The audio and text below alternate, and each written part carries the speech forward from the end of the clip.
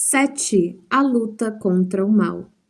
De todas as ocorrências da tarefa apostólica, os encontros do Mestre com os endemoniados constituíam os fatos que mais impressionavam os discípulos. A palavra diabo era então compreendida na sua justa acepção. Segundo o sentido exato da expressão, era ele o adversário do bem, simbolizando o termo dessa forma todos os maus sentimentos que dificultavam o acesso das almas à aceitação da boa nova, e todos os homens de vida perversa que contrariavam os propósitos da existência pura que deveriam caracterizar as atividades dos adeptos do Evangelho. Dentre os companheiros do Messias, Tadeu era o que mais se deixava impressionar por aquelas cenas dolorosas. Aguçavam-lhe sobremaneira a curiosidade de homem os gritos desesperados dos espíritos malfazejos que se afastavam de suas vítimas sob a amorosa determinação do Mestre Divino. Quando os pobres obsediados deixavam escapar um suspiro de alívio, Tadeu volvia os olhos para Jesus, maravilhado de seus feitos. Certo dia, em que o Senhor se retirara com Tiago e João para os lados de Cesareia de Felipe, uma pobre demente lhe foi trazida a fim de que ele, Tadeu, anulasse a atuação dos espíritos perturbadores que a subjugavam. Entretanto, apesar de todos os esforços de sua boa vontade, Tadeu não conseguiu modificar a situação. Somente no dia imediato, ao anoitecer, na presença confortadora do Messias, foi possível à infeliz dementada recuperar o senso de si mesma. Observando o fato, Tadeu caiu em sério e profundo cismar.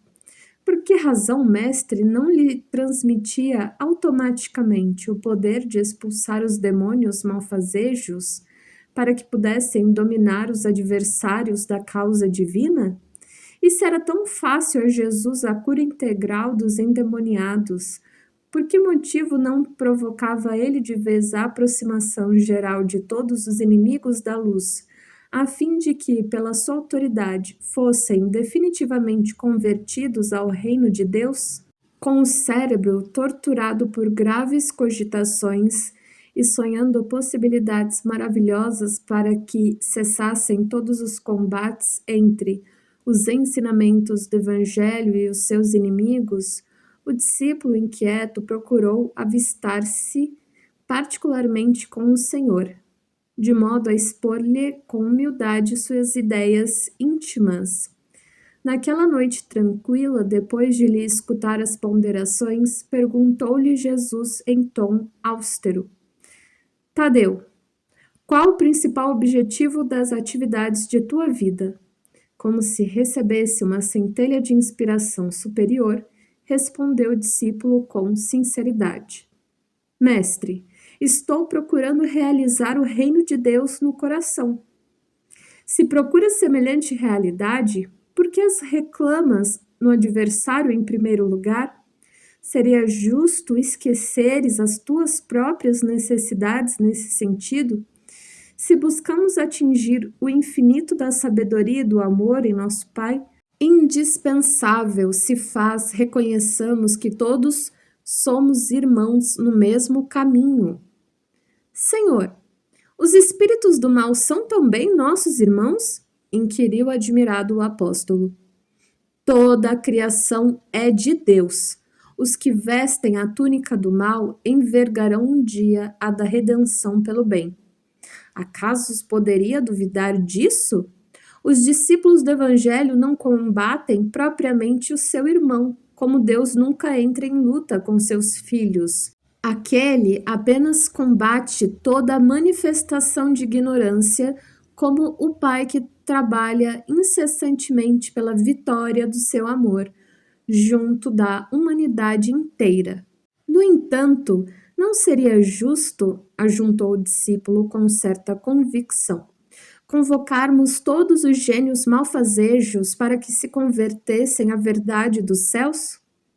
O mestre, sem se surpreender com essa observação, disse: Por que motivo não procede Deus assim? Porventura teríamos nós uma substância de amor mais sublime e mais forte que a do seu coração paternal? Tadeus, jamais ouvidemos o bom combate. Se alguém te convoca ao labor ingrato da má semente, não desdenhe a boa luta pela vitória do bem, encarando qualquer posição difícil como ensejo sagrado para revelares a tua fidelidade a Deus. Abraça sempre o teu irmão. Se o adversário do reino te provoca ao esclarecimento de toda a verdade, não desprezes a hora de trabalhar pelo triunfo da luz, mas segue o teu caminho no mundo atento aos teus próprios deveres, pois não nos consta que Deus abandonasse as suas atividades divinas para impor a renovação moral dos filhos ingratos que se rebelaram na sua casa. Se o mundo parece povoar-se de sombras, é preciso reconhecer que as leis de Deus são sempre as mesmas, em todas as latitudes da vida. É indispensável meditar na lição de nosso Pai e não estacionar a meio caminho que percorremos. Os inimigos do reino se empenham em batalhas sangrentas? Não ouvides o teu próprio trabalho. Padecem no inferno das ambições desmedidas? Caminha para Deus. Lançam a perseguição contra a verdade? Tens contigo a verdade divina que o mundo não te poderá roubar nunca. Os grandes patrimônios da vida não pertencem às forças da terra, mas às do céu. O homem que dominasse o mundo inteiro, com a sua força, teria de quebrar a sua espada sangrenta antes os direitos inflexíveis da morte. E além desta vida, ninguém te perguntará pelas obrigações que tocam a Deus, mas unicamente pelo mundo interior que te pertence a ti mesmo, sob as vistas amoráveis de nosso Pai. Que diríamos de um rei justo e sábio que perguntasse a um só de seus súditos pela justiça e pela sabedoria do reino inteiro?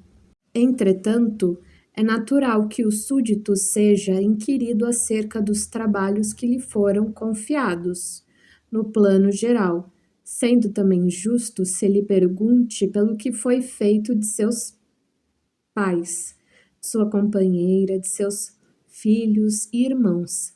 Andas assim tão esquecido desses problemas fáceis e singelos?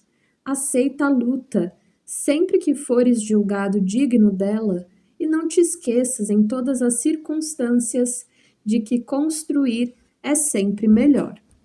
Tadeu contemplou o mestre, tomado de profunda admiração. Seus esclarecimentos lhe caíam no espírito como gotas imensas de uma nova luz. Senhor, disse ele, vossos raciocínios me iluminam o coração. Mas terei errado externando meus sentimentos de piedade pelos espíritos malfazejos?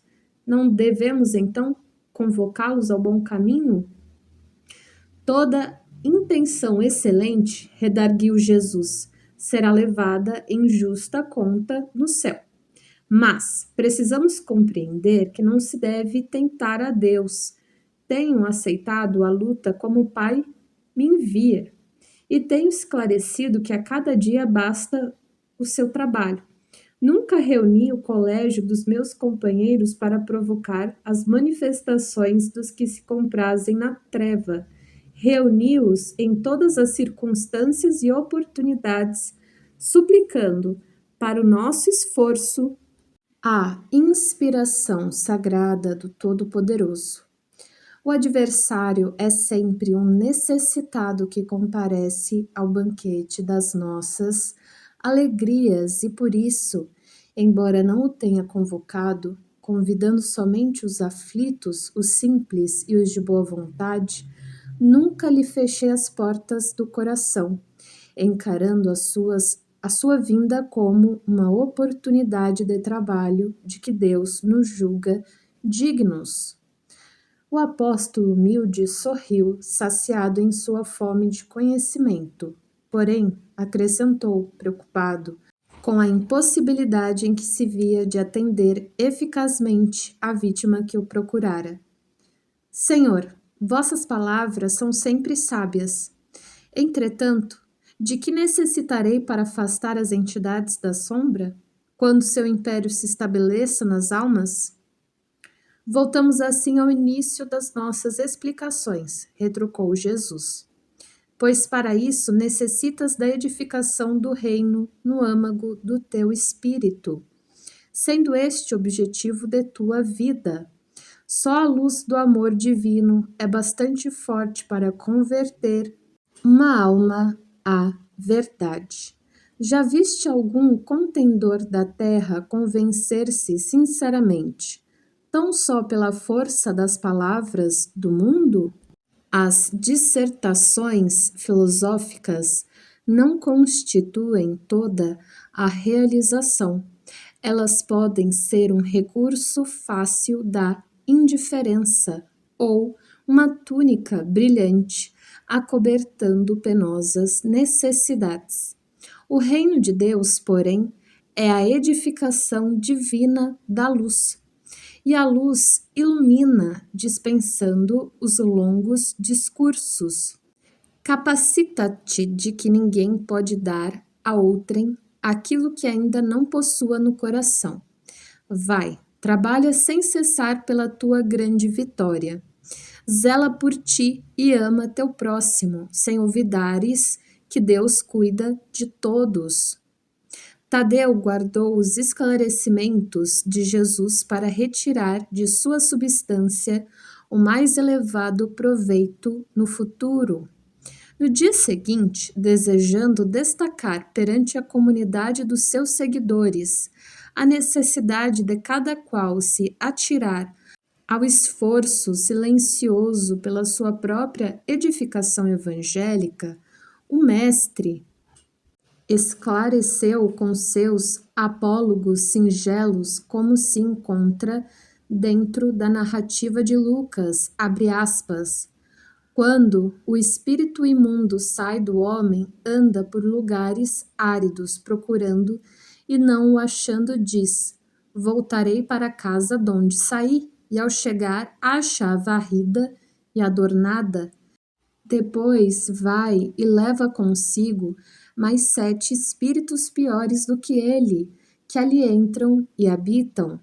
E o último estado daquele homem fica sendo pior do que o primeiro. Fecha aspas. Então, todos os ouvintes das pregações do lago compreenderam que não bastava ensinar o caminho da verdade e do bem aos espíritos perturbados e malfazejos, que indispensável era edificasse cada um a fortaleza luminosa e sagrada do reino de Deus dentro de si mesmos.